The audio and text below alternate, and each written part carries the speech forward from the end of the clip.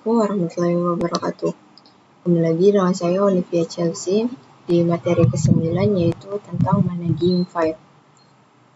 Dan saya akan menjelaskan yaitu yang pertama struktur directory pada Linux, yang kedua navigasi path, yang ketiga absolute vs relative path, yang keempat spesial karakter, kelima membuat file dengan touch, keenam perintah ls advance, ke-7 membuat directory dengan mkdir, ke-8 perintah cp, ke-9 perintah mv, dan terakhir perintah rm. Ini adalah gambar strukturnya.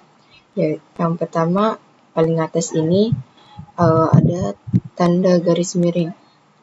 Garis miring itu adalah lambang dari rootnya. Root ini adalah user yang memiliki hak akses paling atas. Jadi root ini semacam layernya. Dan root ini bisa melakukan apa saja terhadap direktori ini. Dan di sini kita cukup mempelajari 3 saja, yaitu etc, home, dan usr. Oke, yang pertama yaitu home. Home ini adalah tempat user berada. Jadi kalau kita buka di directory home ini, akan muncul pada Linux kita. Contoh misal saya membuat 3 user. Namanya Olive1, Olive2, Olive3. Dan ketika saya membuka home ini akan muncul user saya yaitu Olive1, Olive2, Olive3. Selanjutnya yaitu usr. Nah, usr ini digunakan untuk menyimpan file-file sistem aplikasi. Jadi misal kita menginstal aplikasi dan nanti file installannya bakal tersimpan di usr.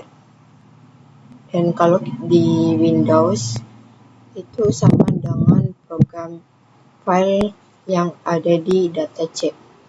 Dan di datac ini yaitu ada program file. Nah, usr ini sama dengan program file, yaitu menyimpan file-file aplikasi. Selanjutnya yaitu etc. etc ini adalah untuk menyimpan konfigurasi pada server. Misal kita membangun web server dan konfigurasinya bakal tersimpan di etc ini. Langsung saja kita praktekkan di Debian servernya. Ini saya sudah login, langsung saja kita ke activity, lalu kita searching files. Kita buka, pada defaultnya kalau kita buka file maka akan diarahkan langsung pada home. Lalu mana nih yang katanya home bisa memunculkan setiap user yang ada pada Linux. Nah, untuk melihat usernya kita masuk ke root, kita klik outer location ini, lalu klik lambang root ini. Nah, kita bisa melihat user pada home ini. Bisa dilihat di sini udah ada user yaitu Olive1, Olive2, Olive3. Oke, contoh misal kita buat user lagi. Maka user itu akan muncul di directory home ini. Untuk membuatnya kita klik titik 3 ini, lalu pilih properties. Kita cek parent foldernya yaitu root. Karena parent foldernya hanya menampilkan folder yang ada di atasnya. Jadi kan home ini kan ada di bawah root. Jadi root itu ada di atasnya home. Selanjutnya yang kedua yaitu navigasi path.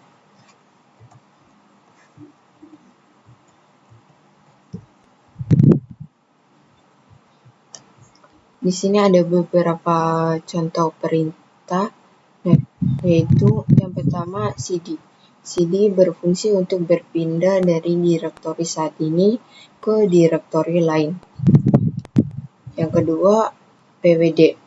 Fungsi pwd yaitu untuk melihat lokasi folder di mana Anda berada saat ini.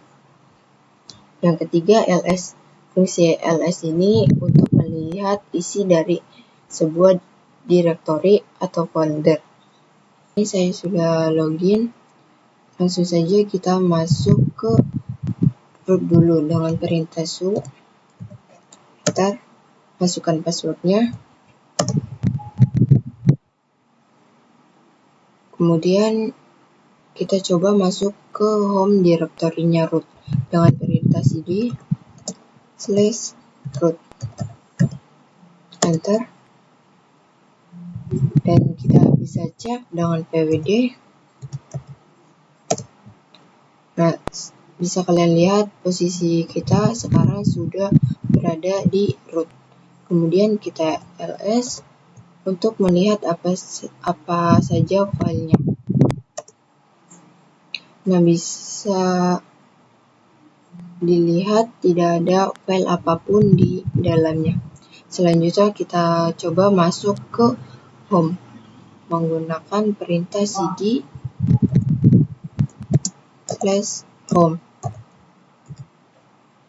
Kemudian kita enter.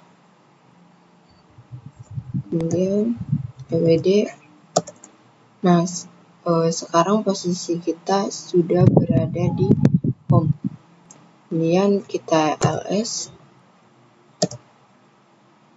Nah, di sini terdapat user saya, yaitu olive 1, olive 2, olive 3.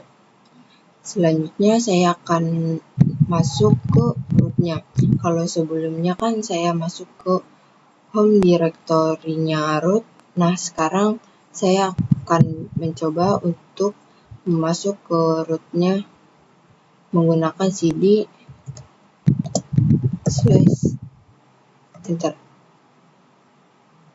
Lalu ls.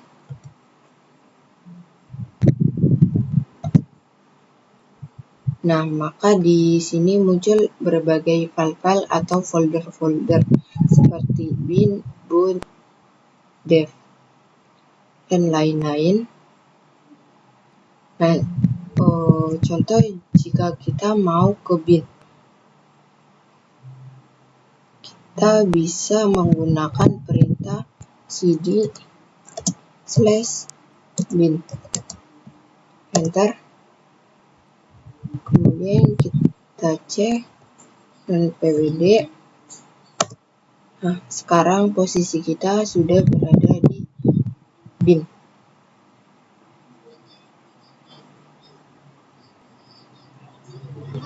Lalu kita ls.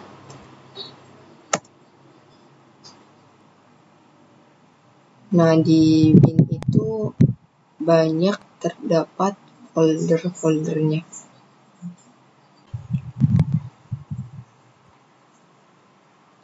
Lalu yang ketiga yaitu absolute path relative path.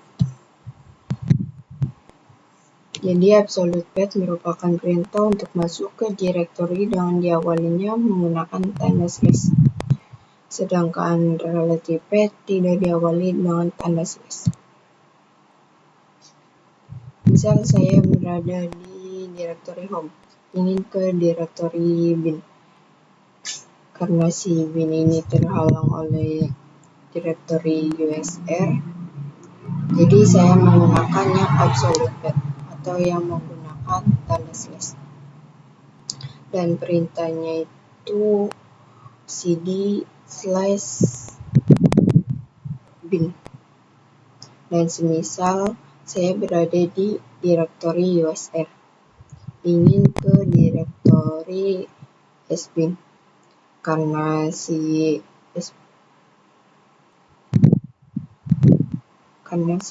sbin ini tidak terhalang oleh direktori lain, itu bisa menggunakan yang relative path atau yang tanpa slash. Dan perintahnya itu cd/bin.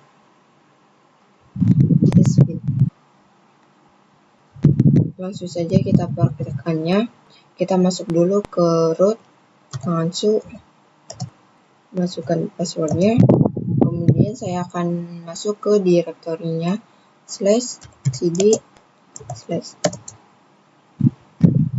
Nah, di sini saya akan mencontohkan yang absolute path atau yang menggunakan tanda slash.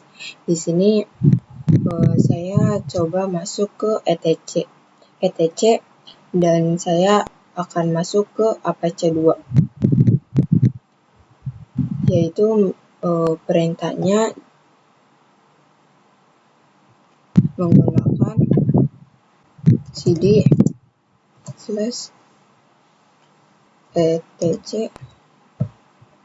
Karena folder etc2 ini terdapat di dalamnya etc, jadi kita slash dulu. Nah, baru kemudian kita Apache 2, enter, lalu pwd. Nah, saya sudah berada di Apache 2. Kemudian kita coba kembali ke directory slash. Lalu kita akan coba tanpa tanda slash, cd Apache 2.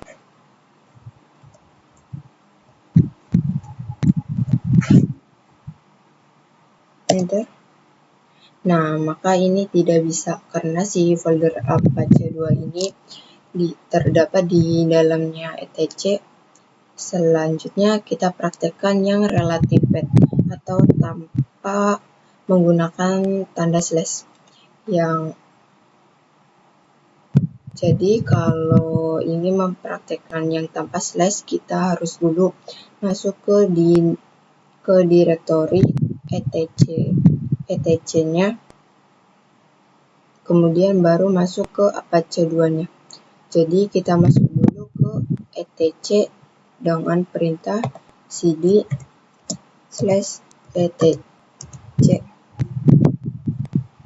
enter. Kemudian kita akan masuk ke folder Apache 2. Karena sekarang sudah di etc, jadi bisa menggunakan tanpa slash. Kita bisa langsung cd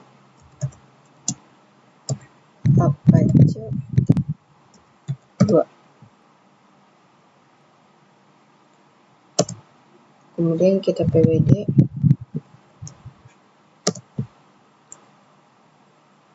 Nah, di sini saya sudah di Apache 2, yang dimana tadi tanpa menggunakan tanda slash. Jadi kesimpulannya kalau absolute path kita bisa masuk ke suatu folder tanpa masuk ke folder sebelumnya terlebih dahulu. Sedangkan yang relative path kita harus masuk dulu ke folder di directory etc-nya, baru kita bisa masuk ke Apache 2-nya tanpa menggunakan tanda slash. Lalu yang keempat yaitu special character. Oke, saya akan menjelaskan tanda lengkung ini.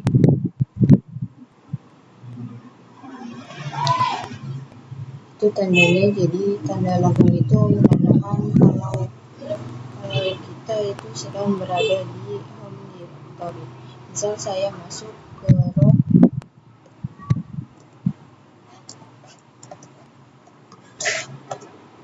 di sini kan ada tanda home tapi nggak ada tanda lengkungnya. Sedangkan tadi kan saya bilang kalau tanda lengkung itu menandakan kalau kita sedang berada di home directory. Perlu diingat-ingat kembali kalau home directory-nya root itu bukan berada di slash home, /user, tapi directory root itu berada pada folder yang namanya root atau cd /root.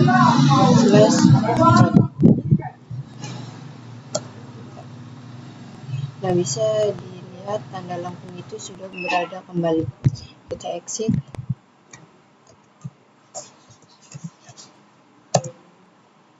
Nah, kita clear.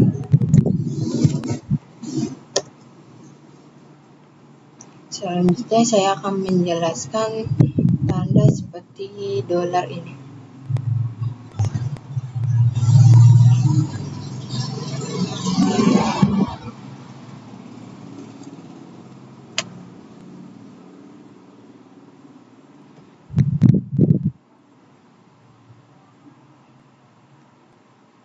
Jadi dolar itu menandakan kalau kita memiliki hak akses sebagai user biasa, dan saat ini kita memiliki hak akses sebagai user root.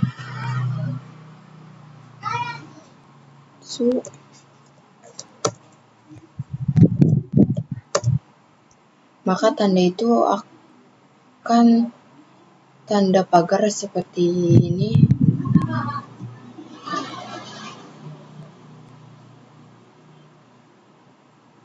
Dan selanjutnya juga ada tanda titik. Tanda titik itu menandakan isi apa saja yang ada pada suatu directory. Misal saya akan ls titik.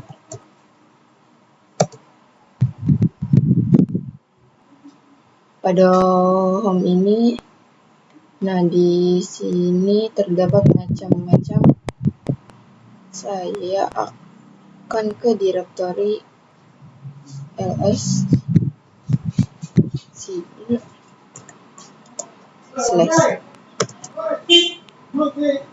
Kemudian kita ls titik untuk melihat apa saja isinya. Dan di sini isinya juga ada banyak. Tanda titik ini berfungsi untuk melihat isi dari suatu directory. Juga ada tanda titik 2. Itu menandakan kalau kita pengen melihat suatu parent di directory. Misal saya akan masuk ke cd etc.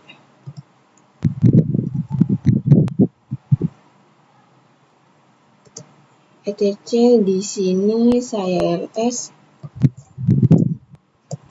titik 2 untuk melihat apa saja isinya.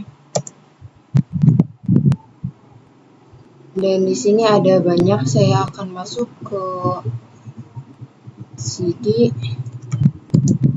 apache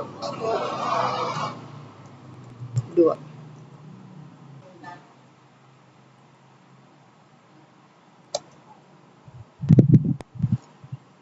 Saya sudah masuk ke Apache 2, yang dimana Apache 2 itu ada di dalam directory etc.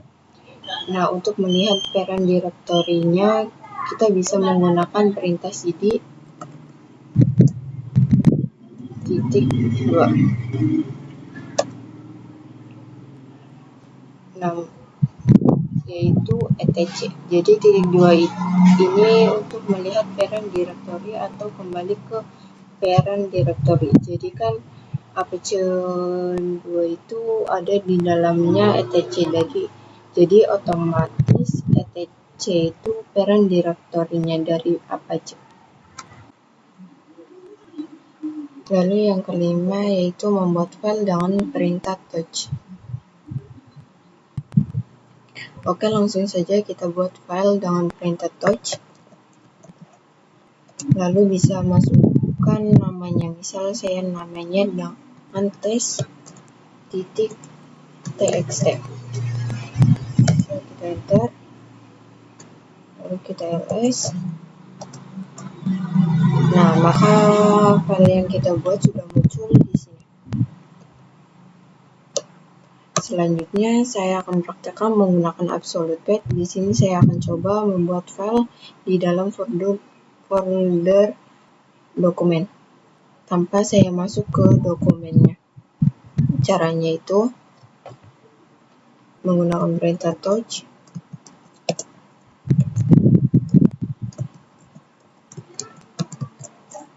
dokumen slash, kemudian saya menamainya misal get.txt.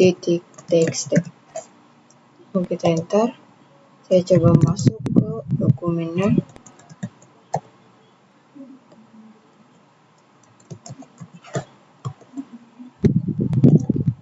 Lalu kita ls.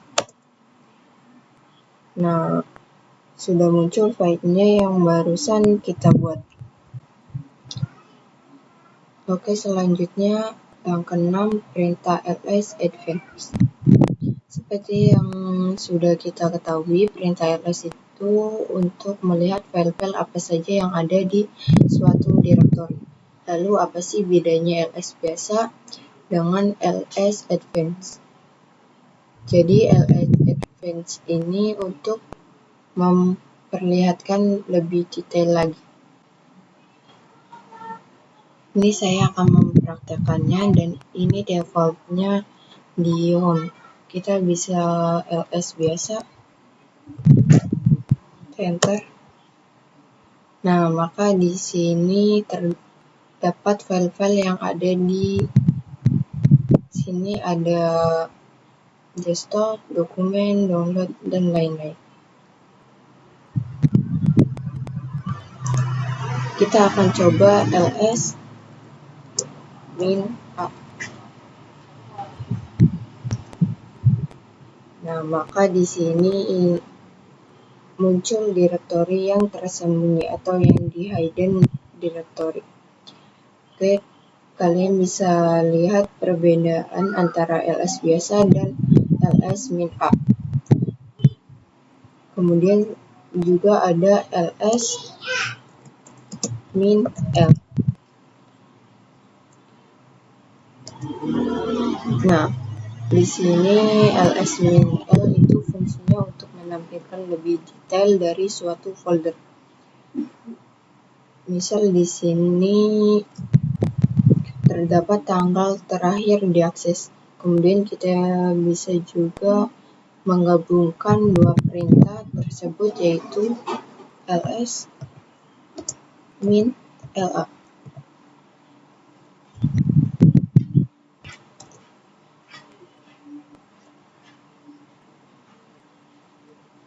Nah, maka di sini akan diperlihatkan detail dari file-file yang tersembunyi juga.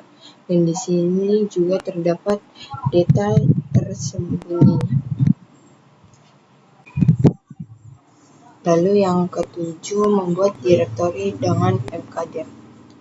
Kalau sebelumnya kita belajar untuk membuat file dengan perintah touch, jadi si perintah touch ini hanya diperuntukkan untuk membuat file dan tidak bisa membuat suatu direktori dengan perintah touch, dan kita juga gak bisa membuat file dengan perintah mkdir ini. Jadi mkdir itu adalah perintah untuk membuat direktori. Oke, langsung saja kita buat direktori dengan perintah mkdir. Dan saya akan menamainya dengan direct no. Kemudian kita enter, lalu kita ls. Di sini direktori yang sudah kita buat sudah muncul, yaitu direct no. Sekarang kita coba masuk nih ke file test.txt.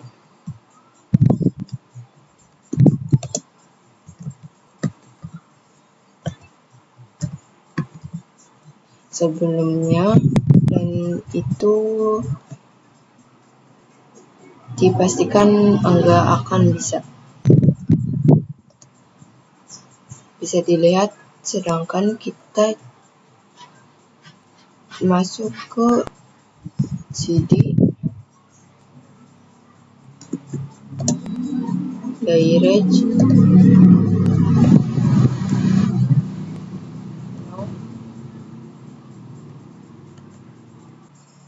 masuk ke direktori yang sudah dibuat. Di sini kita sudah masuk ke direktori yang baru saja kita buat.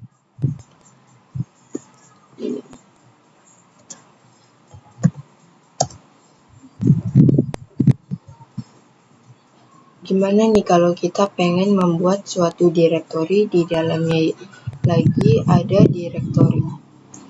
Tadi kan kita hanya buat satu direktori saja. Jadi semisal ada direktori 1 atau dir 1 dan di dalamnya direktori 1 itu terdapat dir 2 atau direktori 2 dan di dalam direktori 2 itu terdapat direktori 3. Gimana sih cara buatnya? Caranya kita buat dir 1-nya dulu menggunakan perintah mkdir. Kemudian kita buat dir 1. Lalu kita bisa menggunakan unsur Arab panah pada keyboard. Kemudian kita buat dir 2-nya atau slash 2, enter. Kemudian kita buat dir 3-nya.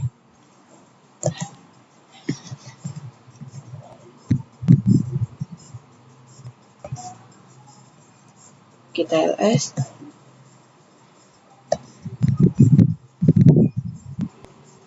Nah, direktori yang sudah kita buat dir 1 sudah muncul di sini. Lalu kita akan masuk ke dir 1-nya. cd dir 1. TLS.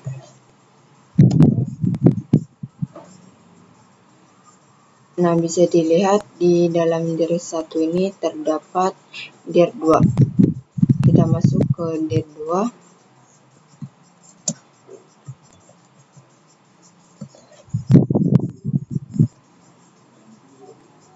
Kemudian kita ls. Nah, di dalam dir 2 ini terdapat dir 3. Kemudian saya akan kembali lagi ke home.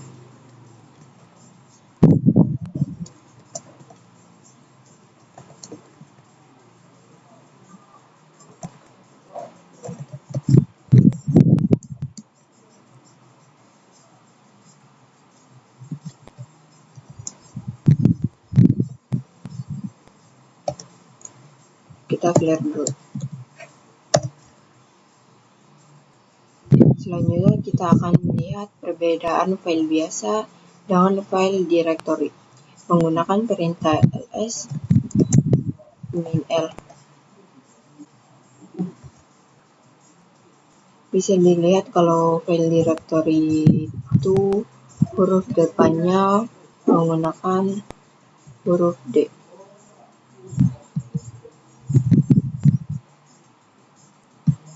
Sedangkan file biasa contohnya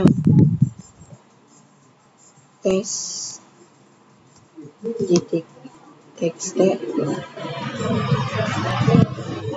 maka di depannya itu nggak ada huruf D-nya. Jadi itu perbedaannya antara file biasa dan file directory. Lalu yang ke-8 perintah cp. Nah, cp itu sama dengan copy. Jadi cp itu perintah untuk mengcopy suatu file ataupun directory.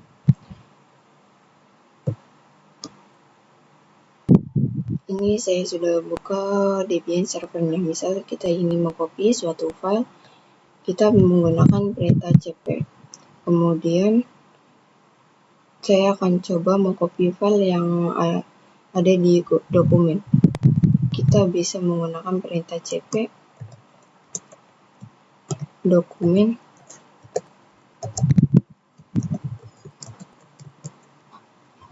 slash dan file atau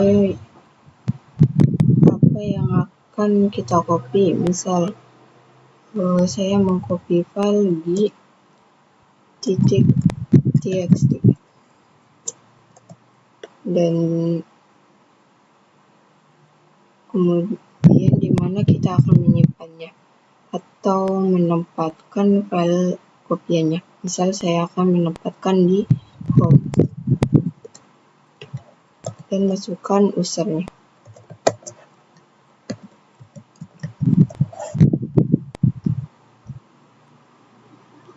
Lalu kita enter.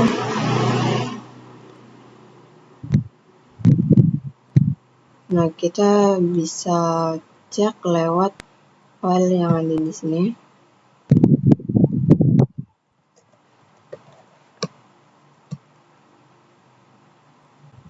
Nah, maka file kopiannya itu yang g.txt itu sudah berada di home.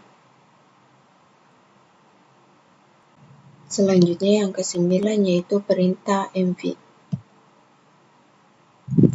Nah, perintah mv ini bisa digunakan untuk merename dir atau file. Selain itu juga perintah mv juga bisa digunakan untuk memindai file. Ini kita ls dulu. Dan ini terdapat g.txt. Yang pertama saya akan merubah nama g.txt. Misal saya akan ingin merubah menjadi h.txt. Jadi formatnya itu g.txt.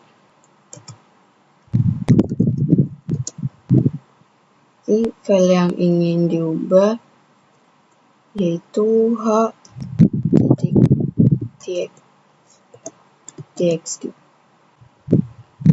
Oke, langsung saja kita gunakan perintah mv g.txt. Kemudian saya akan merubahnya menjadi h.txt. Kemudian kita ls. Nah, maka file yang key-nya sudah berubah menjadi h.txt.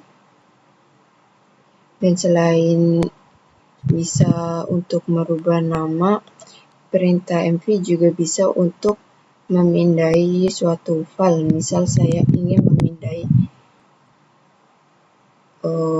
file i dan yang ada di dokumen dengan perintah mv. Caranya kita bisa mv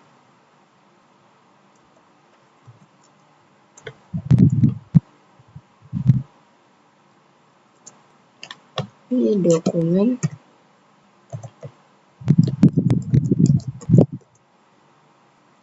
slash i.txt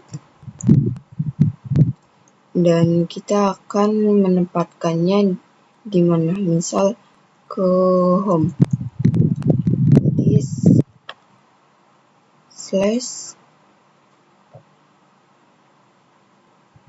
home. Tapi yang biar gampang kita bisa pakai titik saja. Dokumen kemudian kita ls.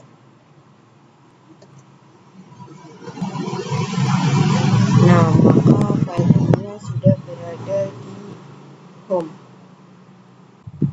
Selanjutnya yang terakhir itu perintah rm. Nah, rm ini kepanjangannya yaitu remove comment. Rm itu bisa digunakan untuk menghapus file. sedangkan untuk menghapus direktori menggunakan perintahnya yaitu mkdir. Oke, langsung saja.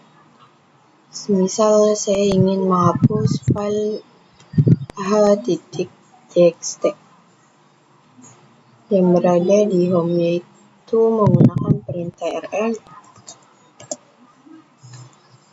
h.txt. Lalu kita ls. Nah, file h.txt itu sudah terhapus. Dan gimana kalau kita ingin menghapus ke seluruh suatu file, misal terdapat file test.txt dan test2.txt. Kemudian saya coba menghapusnya itu. Bisa kita identifikasikan dengan tanda bintang, yaitu rm test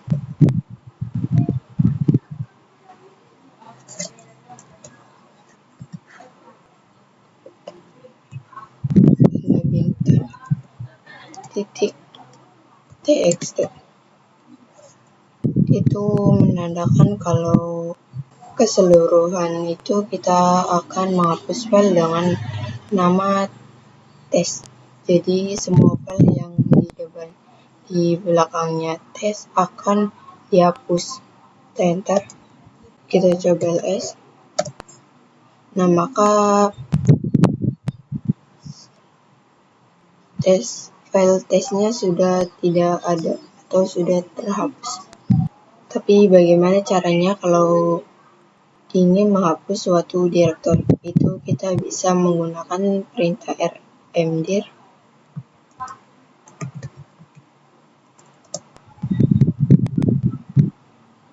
Misal kita ingin menghapus direct now,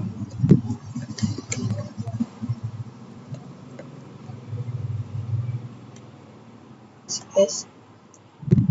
Nah, slash itu menandakan kalau kita itu ingin menghapus direktori. Kita ls.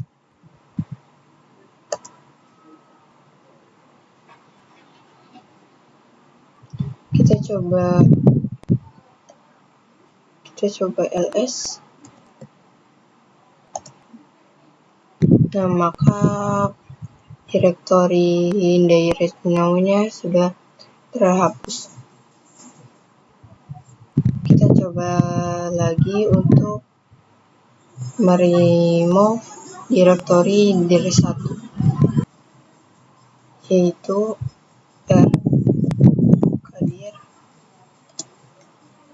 dir1.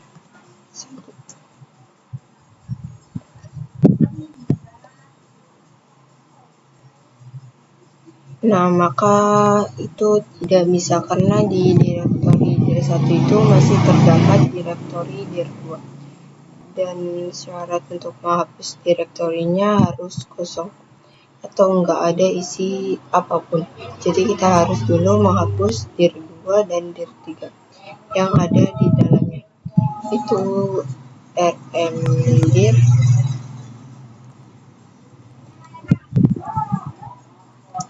dir1 slash dir2 slash dir3. Jadi kita akan menghapus dir3 yang ada di dalamnya dir2. Enter. Lalu kita bisa hapus dir2-nya. Itu perintahnya rmdir dir1 slash dir2.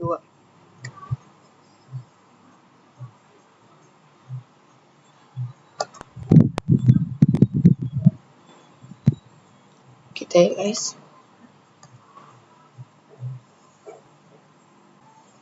Lalu kita bisa hapus dir1 itu menggunakan rmdir dir1 tls. Nah, maka dir1 sudah terhapus.